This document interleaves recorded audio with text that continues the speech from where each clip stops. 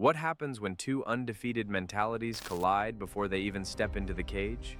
When pride, legacy, and whispers of who's next start boiling over long before contracts are signed. That's exactly the storm brewing between Ilia Topuria and Islam Makhachev, a rivalry that at first glance shouldn't even exist, and yet somehow feels inevitable. And Islam Makhachev was critical of you this week.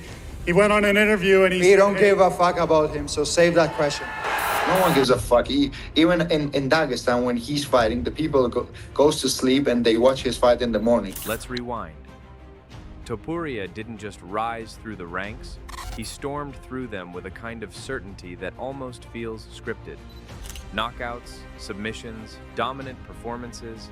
He built a resume that forced people to stop asking if he was elite and start asking how far he could go. But here's the twist. Topuria never seemed satisfied with just being the best in his division. From early on, his tone suggested something bigger, something louder. He didn't just want contenders, he wanted champions. Now look across the aisle. Islam Makhachev's rise wasn't loud, it was methodical. Where Topuria burns bright, Islam suffocates. His fights often feel like puzzles where the ending is already known. Trained under the legendary Khabib Nurmagomedov, Islam inherited more than just technique. He inherited a philosophy: pressure, control, patience. Break your opponent mentally before you finish them physically. So how did these two even end up in the same conversation? It started, as many modern rivalries do, with In the morning. The only reason they don't want me to fight against him, because they know that I'm gonna beat him. Not a direct call out at first, more like a ripple. Topuria began speaking with growing confidence about his ability to beat anyone, regardless of weight class. At first, fans brushed it off as ambition. Fighters talk like that all the time. But then came the shift. He started naming names. And when a rising star starts circling champions, it changes the tone. Suddenly, it's not just confidence, it's a challenge. So naturally, questions exploded. Is Topuria moving too fast? Is he overlooking the gap between divisions? Or does he genuinely see something others don't? And more importantly, what does Islam think about all this? Interestingly, Islam didn't react the way many expected. This is something that I want to do. Islam, he's a great fighter. He's the #1 pound for pound. I'm the best fighter in the world. No heated exchanges, no dramatic back and forth. Instead, there was a calm, almost dismissive energy, the kind that says, "You haven't earned this yet." And that's where things got personal, without ever becoming loud. Because in combat sports, disrespect doesn't always come from insults. Sometimes it comes from being ignored. Topuria, however, doesn't operate in silence. He doubled down. He didn't just suggest he could compete with Islam, he implied he could beat him, convincingly. And that's a dangerous line to cross when you're talking about a champion who has dominated one of the deepest divisions in the sport. But here's what makes this story so gripping. It's not just about skill, it's about belief.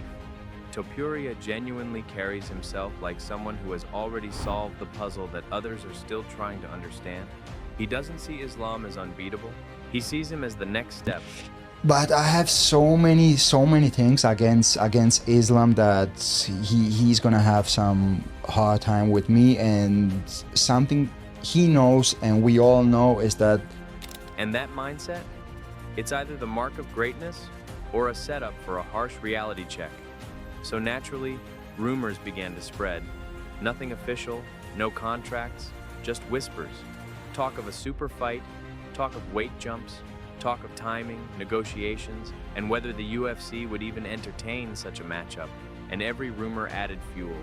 Fans started building the fight in their minds. Some saw Topuria as the disruptor, the kind of fighter who doesn't follow rules and thrives in chaos. Others saw Islam as the immovable object, too disciplined, too experienced, too complete to be shaken. And that's when the narrative evolved. This wasn't just a potential fight anymore. It became a clash of ideologies. Topuria represents a new generation, fighters who don't wait for permission. They skip steps, call their shots, and believe that confidence can bend reality. Islam represents structure. Earn your place, respect the hierarchy, prove yourself step by step.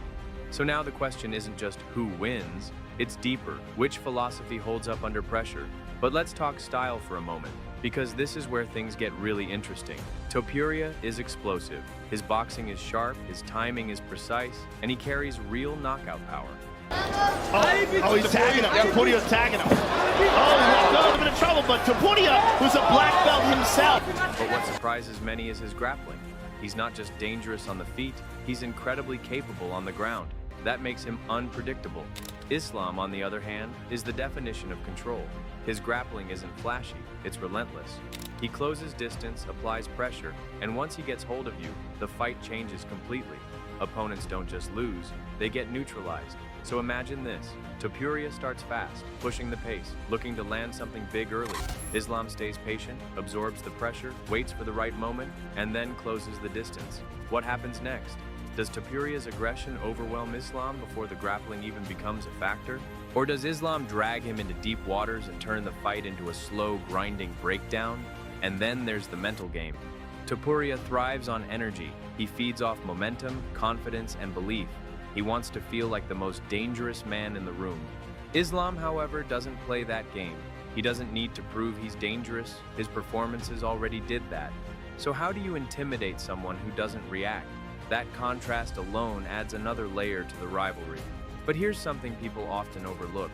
Timing might be the biggest obstacle. Topuria is still building his legacy, climbing fast and gaining momentum. Islam is already at the peak, defending his position and managing a target on his back. So when does this fight make sense?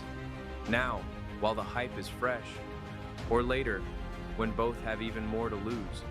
Because here's the risk. If you wait too long, the moment could fade. But if you rush it, the fight might feel unearned.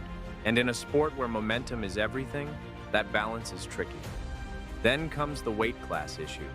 Moving between divisions isn't just about bravery, it's about physics. Size, strength, endurance, recovery. Every detail matters. A fighter can look unstoppable in one division and completely different in another. So even if Topuria believes he can beat Islam, does his body agree?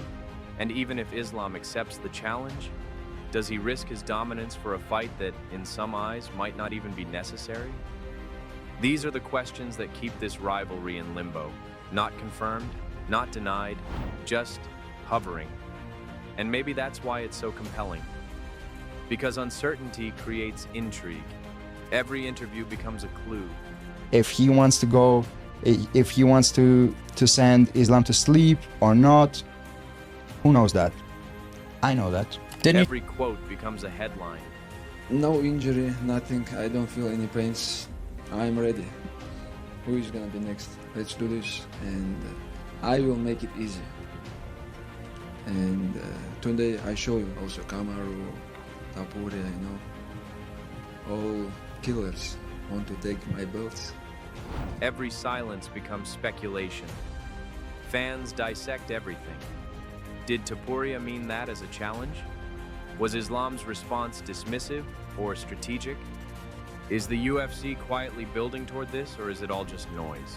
And while no official fight has been announced, the tension continues to grow because both fighters are still winning, still building, still moving closer to a point where this matchup might become unavoidable. And that's the key word, unavoidable. Because the best rivalries aren't always planned. Sometimes they just happen, through ambition, through pride, through timing. So where does this leave us? Right in the middle of a story that hasn't fully unfolded. Topuria is still writing about his rise. Islam is still defending his throne. And somewhere between those two paths, there's a collision waiting to happen. Or maybe not.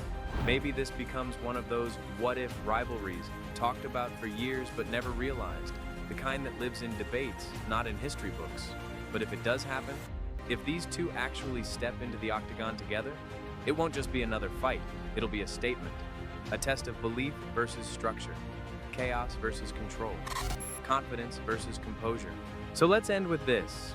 If you had to choose right now, no hindsight, no results, just instinct, do you side with the rising force who believes he can beat anyone, or the reigning champion who has already proven most can't beat him? Because one thing is certain, if this fight ever becomes real, it won't just answer questions. It'll create new ones. Thanks for watching.